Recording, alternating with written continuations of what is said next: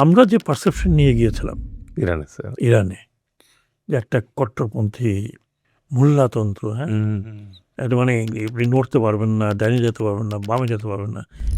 It was not like that. মহিলাদের কাপড় চোপড়, জিন্স পরা, টপ পরা, কিন্তু একটা চাদর গায়ে, মাথায় একটা কাপড়। বাহ। They are working in all shops. আপনি যদি যান তেহরান বিয়ন্ড, দেখবেন যে দোকানে এরা কাজ করছে, বইয়ের দোকান বলেন, এটা বলেন, ইউনিভার্সিটিতে লেখাপড়া বলেন। And surprisingly Iran is 92% educated, এবং মহিলারা উচ্চশিক্ষিত। আপনি যদি তেহরান ইউনিভার্সিটিতে যান, ইউ উইল সি ম্যাক্সিমাম মেয়েরা লেখাপড়া করছে, not only in medical, in science, in computer science, in space technology.